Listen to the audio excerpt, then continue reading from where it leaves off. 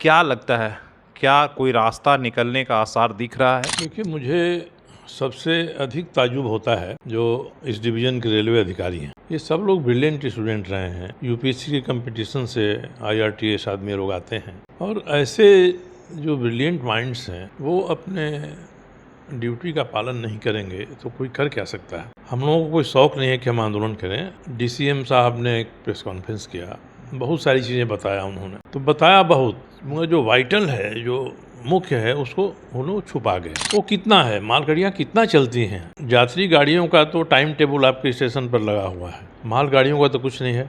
मालगाड़ी कितना आप चलाते हैं इसके बारे में बता नहीं रहे हैं। कल माननीय मंत्री जी का एक वीडियो पुराना है, नया वायरल हुआ बजट के बाद। वो कह रहे हैं कि ये जो एरिया है, वो मान रहे हैं कि इस एरिया में फ्रेट ट्रेन्स के कारण से असर पड़ रहा है टाइम टेबल पर। से गुड्स ट्रेनों में प्राइवेट पार्टियों का एंट्री हुआ है, इन्वेस्टमेंट हुआ है। पहले जो रेक थे मालगाड़ियों के, वो 100% रेलवे डिपार्टमेंट के थे, और जिसको अपना माल ढुलवाना है उनसे आगे रिक्वेस्ट करता था, एप्लीकेशन लगाता था, उनको इतनी रेक मिल जाती थी।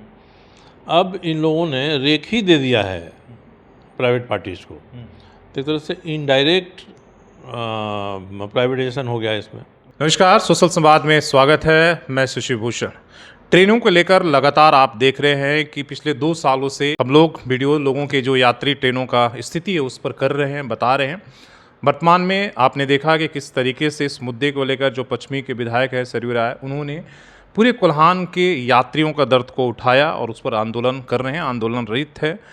लेकिन रेलवे के पास खास कोई आंकड़े या कोई उपाय होने के बावजूद सिर्फ जो है एक तरीके से वो एक तर्क जो दे रही है वो लोगों को हज़म नहीं हो रहा। लोगों को बात इस समझ में नहीं आ रही है कि जो जब हमारे पास सिर्फ जब 2 पटरी था, जब 2 लाइनें थी, तब भी यात्री ट्रेनें टाइम से चलती थी। ऐसा इन 2-3 सालों में क्या चेंजेस हो गया कि अब 3rd लाइन होने के बावजूद भी हम जो है यात्री ट्रेनें सबसे ज़्यादा सफ़र करते हैं। सीधे इस मुद्दे पर बात करते हैं।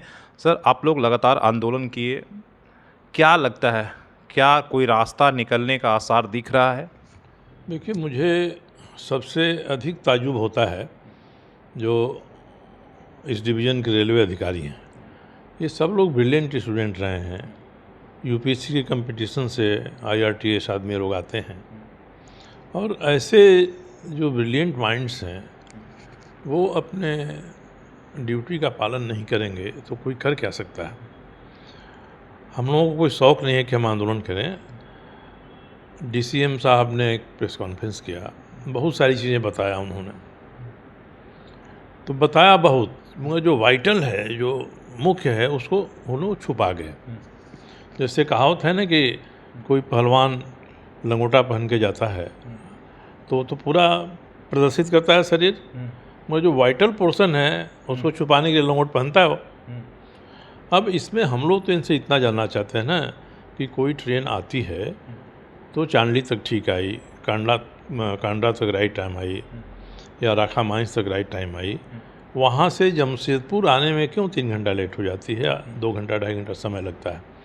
एक वाइटल पॉइंट है, इस पर वो कुछ नहीं बोल रहे हैं। दूसरा कि जो मूवमेंट है फ्रेट का, वो कितना है, मालगाड़ियाँ कितना चलती हैं। यात्री गाड़ियों का तो टाइम टेबल आपके स्टेशन पर लगा हुआ है, मालगाड़ियों का तो कुछ नहीं है। मालगाड़ी कितना आप चलाते हैं इसके बारे में बता नहीं रहे हैं। कल माननीय मंत्री जी का एक वीडियो पुराना है, नया वायरल हुआ बजट के बाद का है। वो कह रहे हैं कि ये जो एरिया है, वो मान रहे हैं कि इस एरिया में फ्रेट ट्रेन्स के कारण से असर पड़ रहा है टाइम टेबल पर। अब वो जो बता रहे थे, उन्होंने कहा कि यहाँ टाटा स्टील का फैक्ट्री है, बोकारो स्टील की फैक्ट्री है, दुर्गापुर स्टील की फैक्ट्री है। ये सबके लिए आयरन ओर इसी से जाता है, और कहीं क्रॉस है, यानी जो बोकारो जाने वाली है, जो टाटा और दुर्गापुर आने वाली है, अलग अलग डायरेक्शन है। तो इस कारण से गाड़ियाँ लेट हो रही हैं।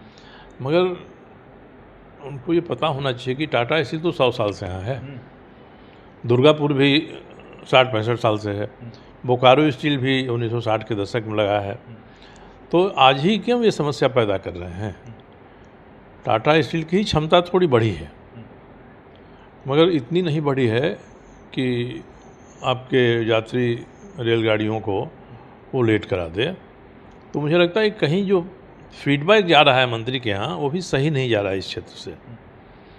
और क्या परिवर्तन हुआ है इनको फ्रेट के मामले में, इनकी पॉलिसी में, हम लोग तो यही चाहते हैं कि बता दें कौन कहाँ से आदेश आ रहा है कि भाई मालगाड़ियों को भले रोकना हो रोक दीजिए, मगर गुड्स ट्रेन को, मालगाड़ियों को आप आगे बढ़ा दीजिए। ये आदेश कहाँ से आ रहा है, कौन दे रहा है, कहाँ तय हो रहा है? तो ये जो वाइटल पॉइंट हैं इस पर वो कुछ नहीं बोल रहे हैं। मेमू ट्रेन्स हैं, बादाम पहाड़ की ट्रेन है, यहाँ से चकधरपुर जाने वाली ट्रेन है, ये जो लोकल लोग जिसे यात्रा करते हैं और आम आदमी की रोजी रोटी से जुड़ी हुई है, उन ट्रेनों की स्थिति इतनी ख़राब है। जनशताब्दी को आपको बंद कर देना पड़ता है एक दिन के बाद।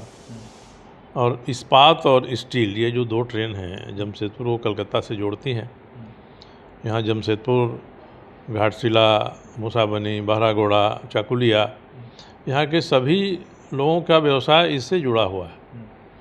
तो ये तो क्यों नहीं बताते हैं कि ये ट्रेन क्यों लेट हो रही है? बहुत थोड़ा छोटा डिस्टेंस है हावड़ा से यहाँ तक का, मगर फिर भी 3 घंटे 4 घंटे लेट होती है ट्रेन। तो ये बहुत चीज़ों को छुपा रहे हैं। तो इस छुपाने के पीछे सर क्या ऐसा लगता है कि कोई ऐसा दबाव है जिसके वजह से रेलवे के अधिकारियों या इस डिवीज़न के ऊपर कि उन पर बात नहीं होती है? ठीक है, पैसेंजर ट्रेनों का तो आंकड़ा मिल जाता है कि इतना है, गुड्स ट्रेनों को आते ही उस बात पर खुलकर बात नहीं होती कि कितनी है, कितनी संख्या है। कल एक वीडियोस हमने देखा कि अब इन्होंने नया तकनीक दो गुड्स ट्रेनों को आपस में जोड़कर ये पास करा रहे हैं या निकाल रहे हैं कंजक्शन एक को देखते हुए कि भाई इसकी संख्या ज़्यादा ना हो, एक ही ट्रेन की ना जाए। अब इनको पता होना चाहिए कि जिस समय ट्रेन में बोगियां बढ़ाई जा रही थी, पैसेंजर ट्रेन में बोगी बढ़ रही थी और मालगाड़ी में बढ़ रही थी, उस समय एक बड़ा सवाल उठा था कि कितना लोड होगा आपके रेल पर, जो लाइन है उस पर, और कितना वो बर्दाश्त कर पाएगा।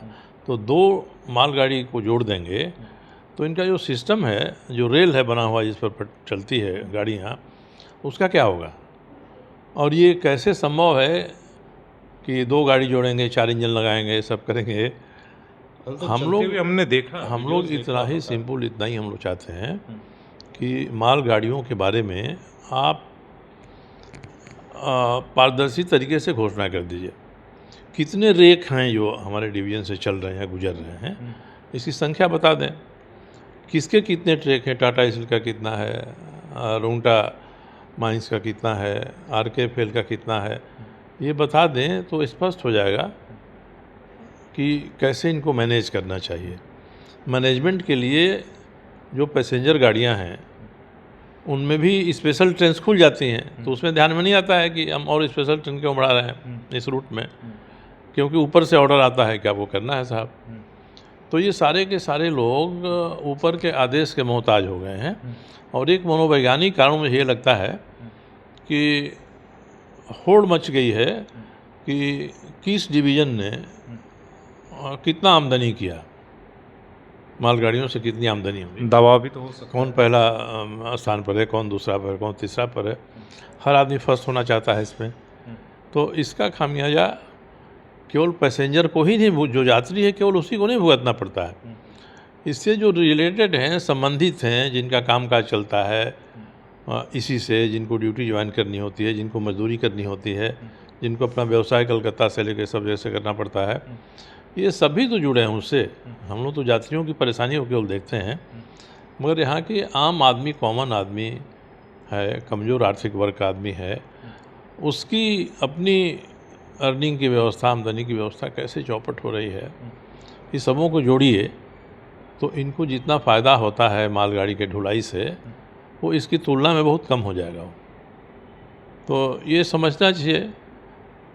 अब रेलवे के साथ ज़रूर हो गया है कि होड़ लगा रहे हैं प्राइवेटाइजेशन की तरफ। एक तरह से मैंने एक सवाल पूछा था, क्या प्राइवेटाइजेशन जब से गुड्स ट्रेनों में प्राइवेट पार्टियों का एंट्री हुआ है, इन्वेस्टमेंट हुआ है, और ऐसा लग रहा है कि भाई कोई एग्रीमेंट भी आपके साथ हुआ कि अगर मालगाड़ियों को आप रोकते हैं तो उसका हर्जाना रेलवे को देना पड़ेगा जितना देर। तो हालांकि उन्होंने पूरी तरीके से इनकार नहीं किया, उन्होंने कहा कि हाँ वैगन में हुआ है, लेकिन हर्जाना वाली बात पर वो एक तरह से टाल मटोल। तो लगता है वो भी एक बहुत बड़ा कारण है कि भाई गुड्स ट्रेनों को अगर आप ये करेंगे तो रेलवे उनके साथ जो एग्रीमेंट किया उनको हर्जाना देना पड़ेगा। वो भी एक कारण है। पहले जो रेक थे मालगाड़ियों के, वो 100% रेलवे डिपार्टमेंट के थे, और जिसको अपना माल ढुलवाना है उनसे आगे रिक्वेस्ट करता था, एप्लीकेशन लगाता था, उनको इतनी रेक मिल जाती थी। अब इन लोगों ने रेक ही दे दिया है प्राइवेट पार्टीज़ को, तो एक तरह से इनडायरेक्ट प्राइवेटाइजेशन हो गया इसमें। ट्रैफिक भी उससे बढ़ी है। हाँ, तो अब वो अपने हिसाब से चलते चलाते हैं। अब इनको लगता है कि जल्दी जाके गाड़ी हमारा ट्रेन गुड्स ट्रेन अनलोड हो जाए, फिर भेजें उसको, फिर दोबारा जाए, इनका बिजनेस बढ़ेगा।